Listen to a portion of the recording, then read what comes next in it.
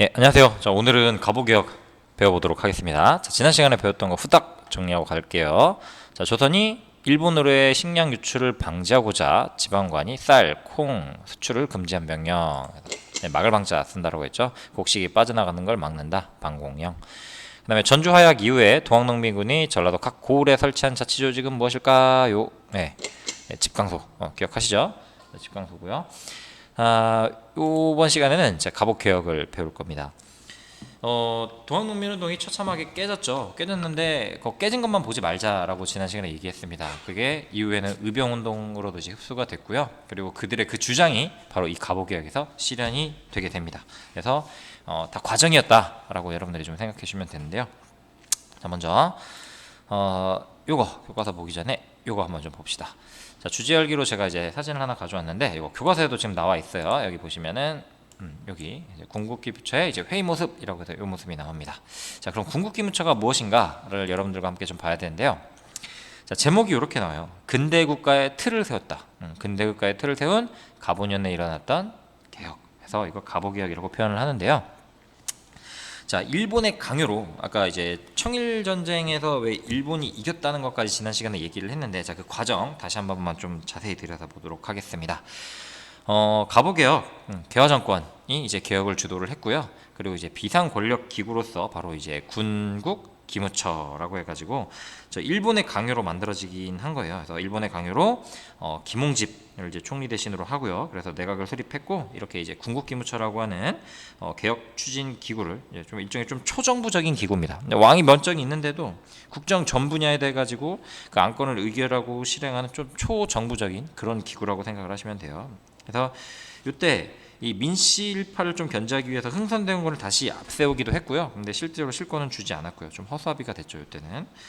그래서 개혁이 일본의 강요로 시작이 되었어요. 일본의 강요로 시작이 되었고요. 당시 그 일본은 아직 청일 전쟁 중이었다라고 이제 보시면 되겠습니다. 청일 전쟁 중이었기 때문에 그 조선에 좀 간섭할 여력은 되지 못했던 게 바로 1차 개혁이었습니다. 1894년 7월 여기 6월부터 그 이듬해 이제 4월까지 청일 전쟁이 일어났었는데, 그럼 지금 일본은 청일 전쟁 중이었기 때문에 여기 조선에다가는 좀 간섭할 여건이 되지 못했어요. 그래서 이 실제 개혁은 이 군국기무처 주도로 이제 갑심장변의 정강이라든가 아니면 동학농민군의 요구를 수용하면서 자주적으로 좀 폭넓게 이제 추진을 한 게 바로 1차 개혁이다라고 보시면 되겠습니다.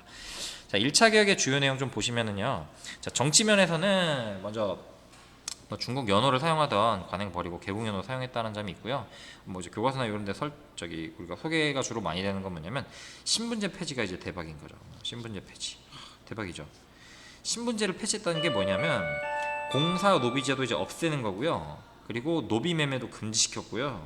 그리고 양반이나 상민에 대해서 이제 차별도 못하게 했던 겁니다. 그리고 뭐 그 전에 고문, 연좌제도 이런 것도 이제 폐지하는 등 이렇게 구습을 굉장히 많이 타파를 했어요. 그리고 그 인재를 등용함에 있어가지고 이제 과거제를 이제 폐지하기도 했고요. 그리고 이제 진짜 인재라고 생각이 된다면은 뭐 계급 혹은 이제 계층에 상관없이 이제 사람을 뽑았다고 하고요. 그리고 조혼 금지라고 해서 조혼 아시죠? 일찍 결혼하는 거 일찍 조자예요. 그러니까 막 뭐 10대 때 막 결혼하고 그러잖아요. 그러면 그런 것도 이제 금지를 했고, 그리고 이제 과부의 제가도 허용을 합니다. 이거 지금 다 누가 주장을 한 거였습니까? 과부의 제가 허용 같은 경우는 그죠? 누가 동학농민운동이 그지? 그래서 그 운동이 거듭 얘기하지만 동학농민운동이 마냥 이제 실패라고만 보는 거는 좀 어렵다. 기억을 해두시기 바라고요. 자, 청일전쟁은 계속 진행 중이었습니다. 청일전쟁에서 약간 좀 승세를 잡았어요. 일본이 먼저 승세를 잡고 이때부터 조선에 대해서 굉장히 간섭이 심해집니다. 간섭이 심해지고 그래서 이제 국국기무처도 이제 막 폐지해버리고요. 일본에 망명했던 그 박영영을 앞세워가지고 막 조선을 보국화한다, 보호한다. 뭐 마치 말이 좋아 보이지만 왜 우리가 보호받아? 우리는 자주국인데, 그렇지? 자, 보국화하기 위한 그 정책을 본격적으로 이제 추진을 합니다. 그래서 급진적으로 좀 야 너네 이 정도로 바꿔서는 안 돼. 그래서 급진적으로 이제 개혁을 이제 요구를 하는데, 자, 이 박영효가 중심이 된 이 정부는 생각을 해보세요. 박영효 내각은 일본에서 급진개혁을 요구를 하니까 이 사람을 이제 내세웠다고 했잖아요. 그러면은 일본에 대해서는 우호적이겠지만 청에 대해서는 우호적이지가 않겠죠. 그래서 이 홍범 14조라고 해가지고 개혁 뭐라 그러지? 개혁 리스트라고 이제 보시면 되는데, 그 홍범 14조가 여기 이제 나와요. 아이고. 보시면 교과서 다음 페이지에 여기 나옵니다. 자, 홍범 14조에 보면은 자, 1조, 4조, 14조가 이제 교과서에 나오는데 청에 의존하려는 마음을 버려라. 그리고 자주국 아이고 왜 이래 이거. 자주 독립의 기초를 확고히 할 것이라는 이제 표현이 등장을 합니다. 자, 이게 뭘 의미하는 거냐면 청나라의 이제 종주권을 이제 부인을 하는 거예요. 그러니까 청나라와 우리나라가 그동안 종속적 관계였잖아요. 그래서 그걸 이제 청산하고 자주 독립 국가임을 좀 천명하는 거고요. 자, 사조 같은 경우에는 왕실 사무와 국정 사무를 나누어서 서로 혼동하지 않는다라고 이제 보통 표현하는데, 그럼 이거는 뭐냐면 대원군이나 명성황후의 개입을 배제한다. 즉 전제군 주권을 이제 제한한다라는 거예요. 그러니까 입헌군주제 하려고 하는 거예요. 왕이 마음대로 하지 못하게 해서 왕실과 국정 사무를 이제 분리한다라고 되어 있는데, 이게 뭐냐면 왕실에서 막 이제 그 정부 돈 갖다 쓰고 그러면은 어디다가 쓴지도 모르고, 그래서 이제 투명하게 이루어지지 않는다라는 것을 문제 삼았던 것 같습니다. 그다음에 14조에서는 뭐냐면 문벌을 가리지 않고 뭐 인재 등용의 길을 넓힌다라고 해가지고 문배를 구애받지 않는다는 점을 여기 얘기를 하게 되죠. 그리고 이제 박영효 내각은 뭐 이제 그 외에도 이제 전국을 8도에서 23부로 좀 구체화하게 됐고요. 그리고 이제 지방관의 권한도 축소시키고 재판소 설치해서 뭐 사법권도 독립하고 뭐 등등등 되게 많은 일을 합니다. 그래서 뭐 우펑, 경찰, 사법, 근대교육 제도를 이제 더 늘리기 위해 가지고 뭐 요때 이제 유학생들을 이제 파견도 해요. 해외로 이제 파견을 하는데 이게 문제가 뭐냐면 이게 되게 많은 걸 했잖아요. 이게 결국에는 일본이 간섭 속에서 이루어진 거예요. 그래서 자율적이지 못했다라고 하는 일본인의 고문이 이때 이제 박영효가 등장을 하긴 했지만 일본인 고문이 상당히 많이 이제 이래라 저래라 했기 때문에 과연 자율적이었냐라고 물어봤을 때 자율적이지는 못했다라고 이제 답하는 게 바로 2차 개혁의 특징이라고 보시면 되겠습니다. 자, 그다음에 이제 삼국 간섭을 제가 이제 메모를 해놨는데 이게 뭐냐면 자, 청일 전쟁이 결국에 이제 일본의 승세가 아까 좀 기울었다고 했잖아요. 일본이 승리를 해요. 청일 전쟁이 일본의 승리로 끝나고요. 그러니까 일본 입장에서는 되게 벼르고 별렀던 거예요. 1884년에 그 10년 전에 갑신정변 때 깨갱하고 청나라로부터 깨갱하고 이제 도망갔던 거를 이제 막 칼을 갈고 와가지고 덤빈 거죠. 덤볐는데 이긴 거예요. 이겨서 그 청일 전쟁이 일본의 승리로 끝난 다음에 이 시모노세키 조약이라고 이제 요걸 맺게 돼요. 시모노세키 조약이 1895년에 맺게 되는데, 자, 이를 통해 가지고 일본은 그 막대한 배상금 그리고 랴오뚱반도라고 해서 이제 중국의 청나라의 땅을 할양을 받습니다. 그래서 일본이 점점 이제 커가는 걸 이제 보는 강대국들이 있어요. 그래서 어느 나라냐면 세 개 나라거든요. 러시아, 프랑스, 독일. 이거 가만히 여차하다 보니까 야, 일본 얘네 너무 커졌는데? 근데 뭐하니? 라고 해서 좀 동네 이제 더 큰 형님들이 야 돌려줘 라고 얘기를 한 거예요. 그래서 이 랴오뚱반도 야 돌려줘 라고 이제 러시아가 이제 총대를 매서 이제 삼국이 가가지고 돌려줘 라고 했더니 예 하면서 이제 바로 돌려줘요. 이걸 딱 본 명성황후가 또 나쁜 습관 또 등장을 하죠. 이게 뭐만 하면 자꾸 이제 외세를 끌어들이려고 하잖아요. 러시아가 일본보다 더 세네?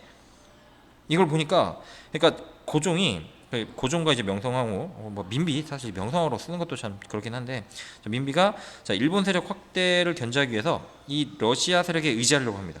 그래서 이제 친러 정책을 추진하려고 하자 이 당시 이제 개혁을 추진하는 이 박영효는 이제 이 위기를 느꼈고 다시 일본으로 이제 망명을 해버려요. 그래서 일본 입장에서는 이제 뭐야 겨우 이제 청일 전쟁에서 이겼는데 조선을 이제 우리가 접수를 했는데 뭐 이제 친러 정책 하면은 뭐야 다시 또 러시아가 이걸 싹 다 가져가는 거 아니야?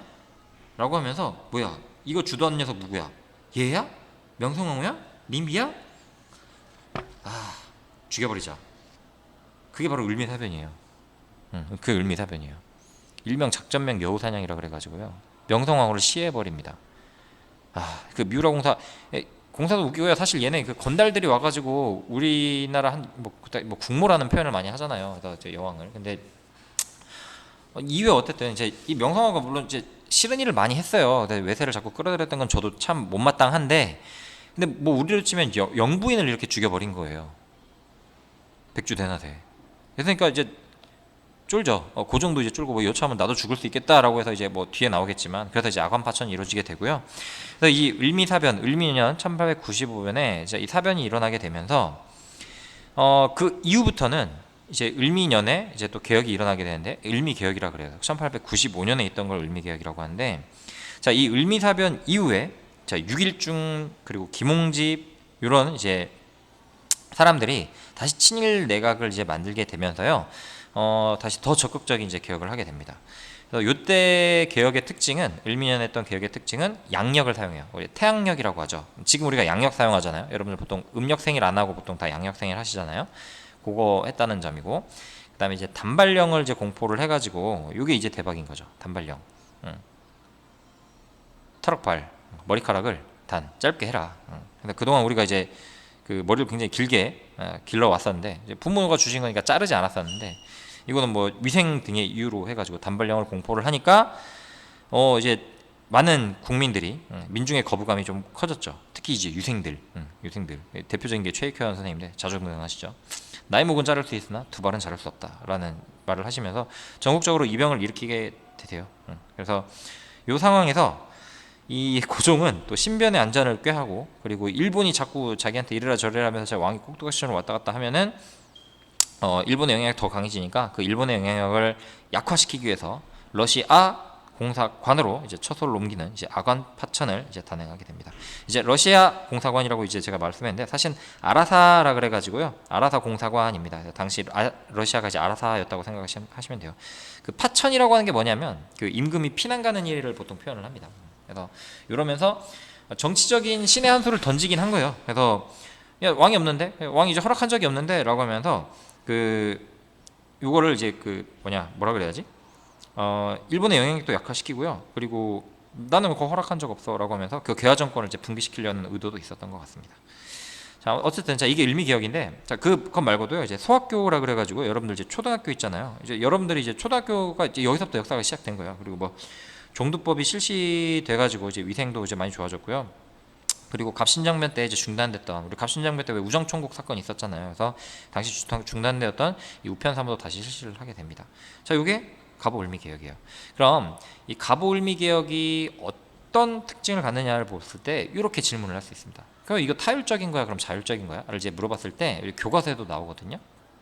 자, 여기 보시면 교과서 이 페이지에 보시면 자, 갑오개혁은 타율적이었나요? 자율적이었나요? 별표 쳐주세요. 별표 쳐주세요. 이거 냈습니다. 자, 우리가 오랫동안 구상해온 개혁안들을 다시 실현해볼 수 있어 라고 하면서 이제 개혁파가 얘기를 하죠. 뭔 소리? 개혁 정권을 만들어준 거 우리 일본이라고? 우리가 요구한 대로 해 라고 했더니, 자 일본이 생각하는 개혁 방향 우리가 생각하면 너무 크게 다르지 않아요. 그래서 우리가 알아서 할 테니까 간섭은 하지 마요 라고 이제 개혁파가 다시 얘기해요. 그래 좋아, 그럼 청일전쟁 치르는 동안은 군국규모차 다라고 해. 하지만 전쟁 끝나면 우리 맘대로 할 거야. 모든 법령 고문관들이 미리 검토할 거야 라고 해서 이제 고문을 둔다라는 게 나오죠. 자, 이거 뭐 일본인들이 좀 마음대로 하는 건가? 자, 보세요. 자, 일본의 강요로 시작되었던 건 맞아요. 그래서 개혁의 자율성에 대한 논란은 있는데요. 하지만 우리가 그 전까지 꾸준히 이제 주장해왔던 이제 동학농민군의 개혁 요구, 그리고 개화파의 근대 구상이 반영됐다라는 점은 우리가 또 자율적으로 봐주셔야 되겠습니다. 아시겠죠? 자, 이렇게 해서 자 갑오개혁까지 이제 배웠는데요. 갑오개혁까지가 여기가 시험 범위예요. 그래서 여러분들 여기까지 이제 교과서 한 번 더 읽어봐 주시기 바라고요. 그리고 교과서에 나온 여기 뭐 을미사변 내용까지 잘 여러분들이 봐주시면 되겠습니다. 자, 이상입니다. 갑오개혁 이렇게 요 정도로 마무리하도록 하겠습니다. 수고하셨습니다.